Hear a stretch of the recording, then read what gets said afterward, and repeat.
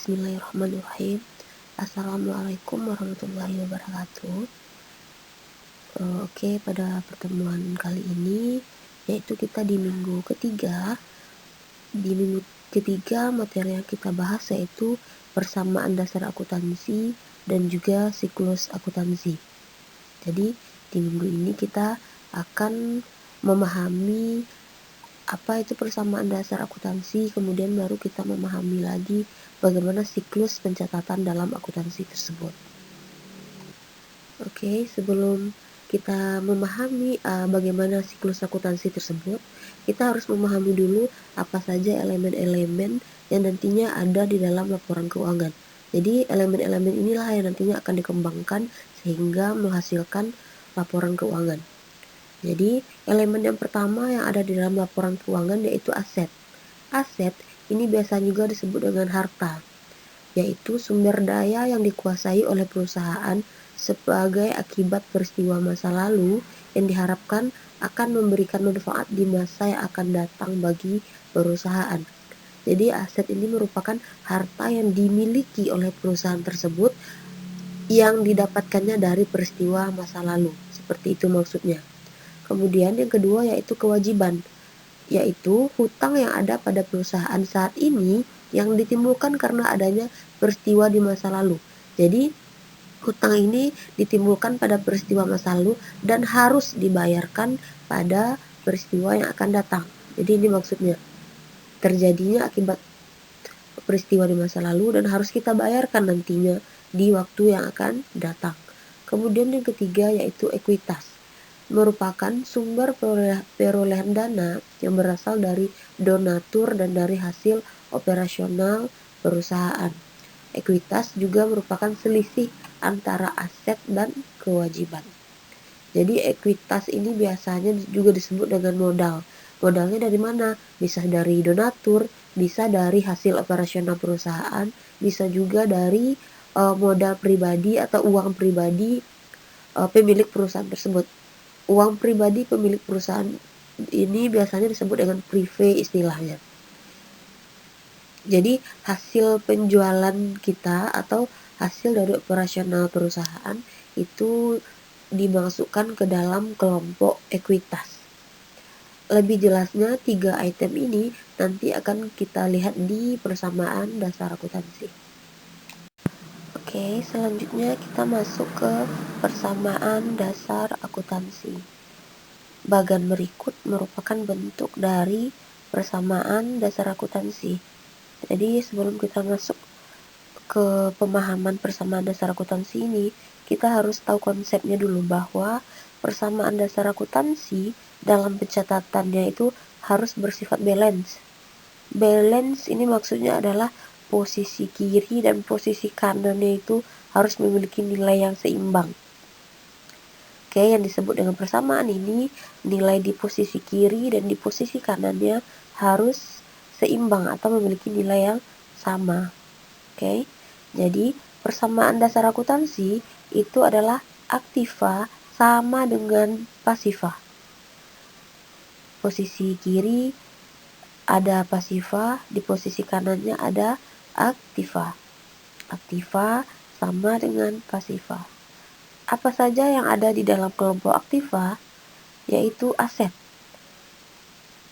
Yang ada di dalam kelompok aktiva yaitu aset. Aset kata lainnya disebut juga dengan harta, yaitu harta yang dimiliki oleh perusahaan tersebut yang didapatkannya dari peristiwa masa lalu, seperti yang tadi sudah dijelaskan sebelumnya. Jadi aset ini terbagi lagi menjadi 2 bagian atau 2 kelompok. Ada istilahnya current asset, ada istilahnya fixed asset. Apa itu current asset? Current asset merupakan harta lancar atau harta yang umurnya kurang dari 1 tahun atau perputarannya itu cepat. Siklus perputaran hartanya itu cepat atau kurang dari 1 tahun. Sedangkan fixed asset ini adalah harta tetap atau harta yang memiliki umur ekonomis lebih dari 1 tahun, kebalikan dari current asset. Jadi contoh fixed asset ini misalnya ada gedung, ada tanah, atau ada mesin, semua harta yang umurnya itu panjang, yang lebih dari 1 tahun.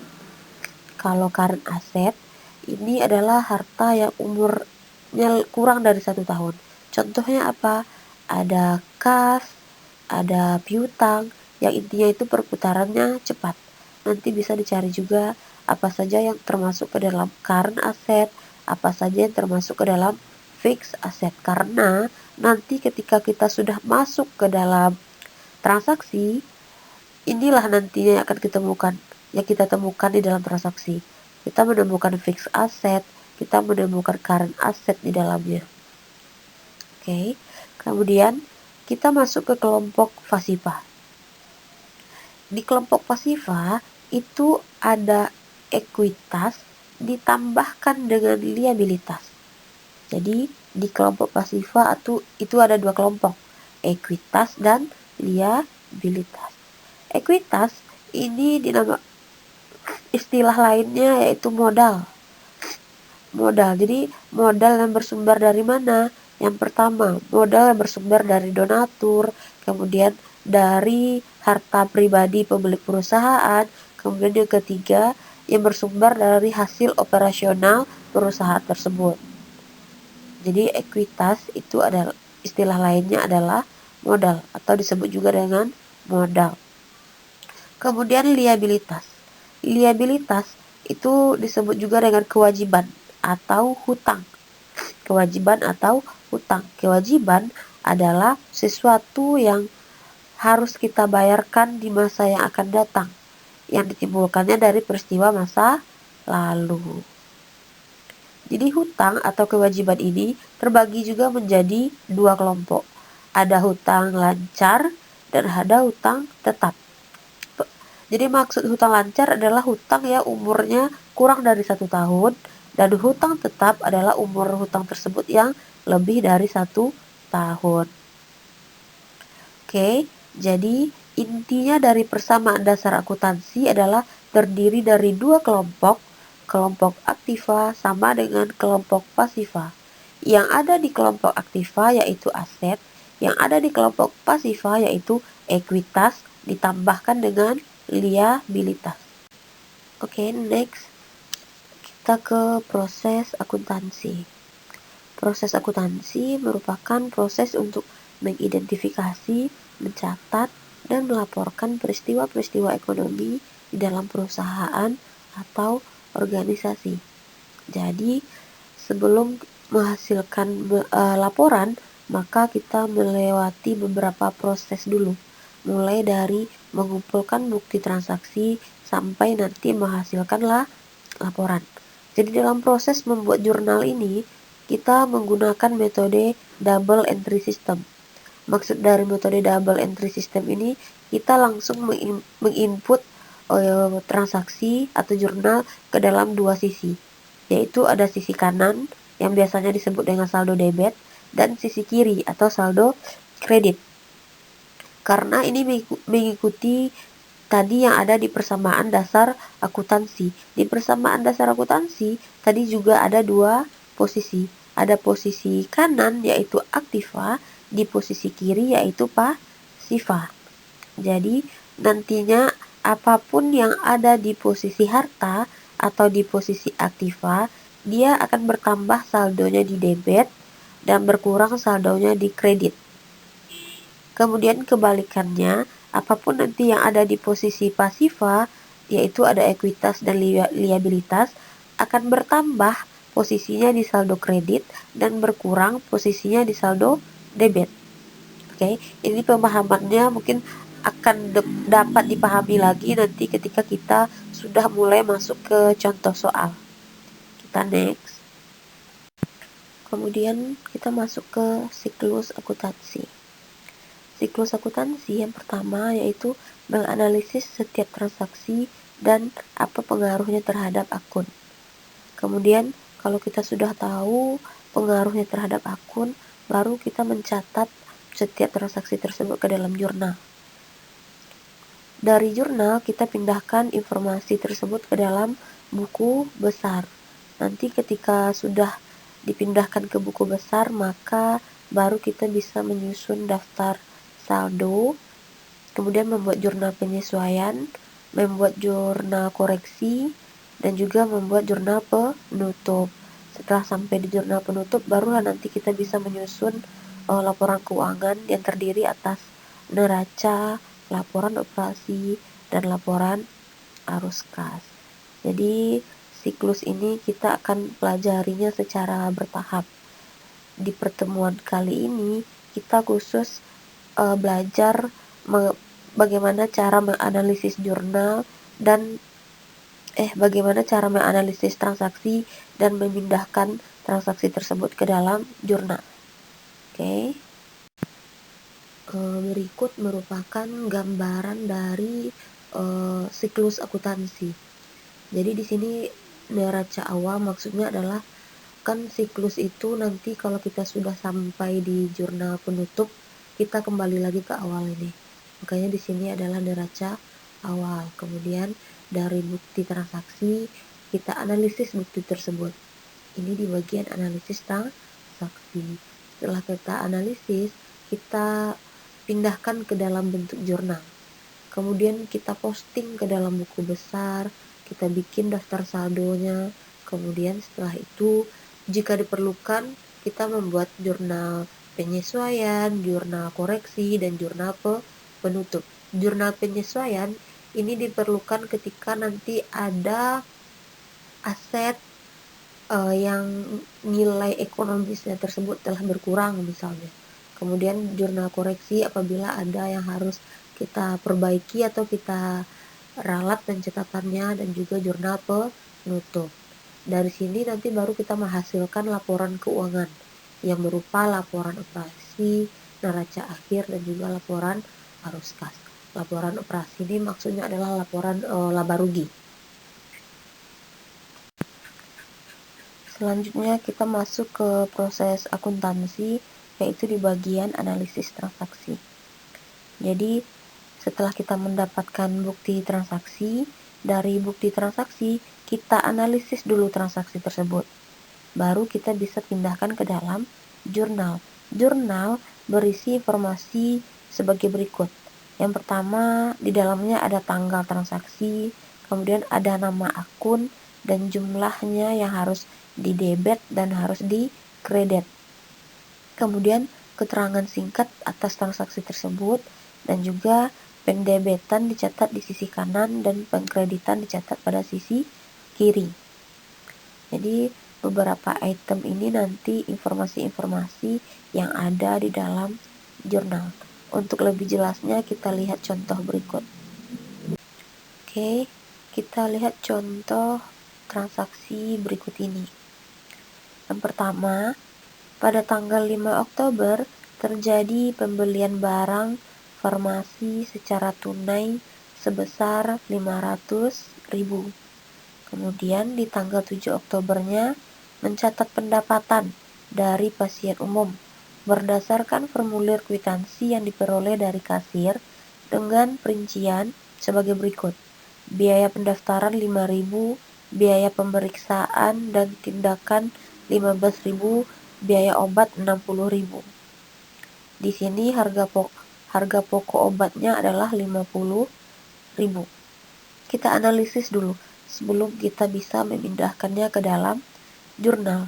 Untuk yang pertama, di sini dia terjadi pembelian barang secara tunai. Oke, saya jelaskan lagi. Dalam pembelian ataupun penjualan itu ada dua proses. Bisa secara tunai dan bisa secara kredit. Kalau secara tunai pembeliannya berarti kita langsung menerima kas atau uang tunai secara langsung. Kalau kita secara kredit, maka yang timbul adalah hutang. Oke, ketika kita melakukan pembelian secara tunai, maka yang kita dapatkan adalah kas, dan kita ketika melakukan pembelian secara kredit, yang bertambah atau yang kita dapatkan adalah hutang. Di sini katanya yang adalah pembelian secara tunai sebesar 500.000. Kemudian pada tanggal 7 dia mencatat pendapatan. Jadi dia mendapatkan pendapatan dari pasien yang berobat. Pendapatan tersebut dari mana saja? Dari biaya pendaftaran 5.000, kemudian biaya pemeriksaan dan tindakan 15.000, kemudian dari biaya obat 60.000. Kita lihat seperti apa bentuk jurnalnya. Oke, berikut adalah bentuk dari jurnal umum. Dari jurnal umum itu ada kolom tanggal, ada keterangan, ini referensi, debit, kredit. Ini adalah item-item yang harus ada di dalam jurnal umum. Tadi katanya adalah pembelian barang secara kredit. Jadi posisinya di sini kita adalah sebagai pihak rumah sakit atau pihak puskesmas misalnya, kita membeli barang-barang yang dibutuhkan oleh rumah sakit secara kredit. Itu analisis soalnya. Kita membeli barang yang dibutuhkan untuk rumah sakit secara kredit. Jadi kalau kita membeli barang, yang kita dapatkan adalah barang. Barang itu dinamakan dengan persediaan. Jadi yang bertambah di kita adalah barang.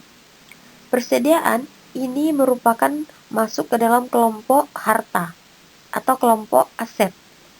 Jadi tadi sudah disampaikan bahwa apapun yang ada di kelompok aset, dia akan bertambah posisinya di debit. Maka kita letakkan persediaan barang farmasi posisinya di debit sebesar 500.000. Kemudian di soal dijelaskan bahwa dia membeli barang ini secara tunai. Jadi kalau secara tunai, kalau kita membelikan barang secara tunai, barangnya kita dapatkan, berarti kita langsung memberikan uang cash atau uang tunai kepada orang tersebut. Jadi ketika barang kita dapatkan, ketika barang kita bertambah atau persediaan kita bertambah, yang berkurang dari kita adalah kas. Oke, yang berkurang dari kita adalah kas. Kas ini berada di posisi aktiva atau di posisi aset. Jadi dia berkurang, posisinya berada di kredit. Makanya di sini kita bikin kas posisinya di kredit sebesar 500.000. Jadi sudah balance ya, sudah seimbang dia. Di debitnya 500.000, di kreditnya 500.000. Kita masuk ke tanggal 7. Di tanggal 7 katanya dia mendapatkan pendapatan dari orang berobat. Dia mendapatkan pendapatan dari orang berobat. Pendapatannya ada dari pendaftaran, dari pelayanan, dan juga dari apotek atau dari obat tadi. Pendapatan ini posisinya berada tadi di pasifa, di bagian kelompok ekuitas, karena pendapatan adalah hasil dari operasional perusahaan. Jadi pendapatan itu akan bertambah posisinya di kredit karena dia berada di posisi pasifa. Kita totalkan dulu. Pendapatan pendaftaran tadi berapa nilainya? 500 nilainya tadi berapa? 5.000. Kemudian pelayanan 15.000 dan juga apotek 60.000. Kita totalkan, ini jumlahnya adalah 80.000. Kita mendapatkan pendapatan. Jadi yang kita terima apa? Adalah uang kas. Karena pendapatan kita bertambah, dari pendapatan tersebut kita menerima uang kas secara langsung dari pasien berobat. Jadi kas kita juga bertambah, posisinya di debit sebesar 80.000. Jadi di debit kas bertambah 80.000 dan di kreditnya pendapatan bertambah sebesar 80.000. Kemudian di soal tadi dijelaskan bahwa ada harga pokok obat. Jadi kalau dijelaskan ada harga pokoknya, kita harus bikin. Jadi harga pokok itu dimaksud dengan persediaan. Jadi jurnalnya adalah biaya atau beban obat terhadap persediaan barang farmasi. Atau kalau di perusahaan dagang, terhadap persediaan barang dagang. Karena obat itu kan termasuk ke dalam persediaan. Oke, jadi jurnalnya adalah biaya atau beban obat terhadap persediaan barang farmasi. Sebesar nilainya 50.000.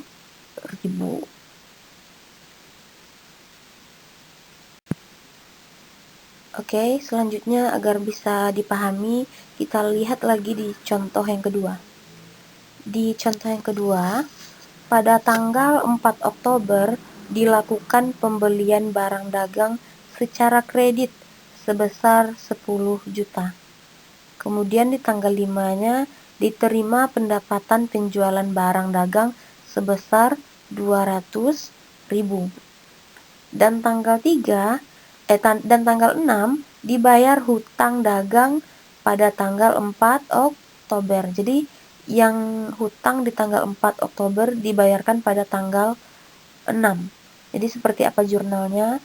Kita lihat pada berikut ini.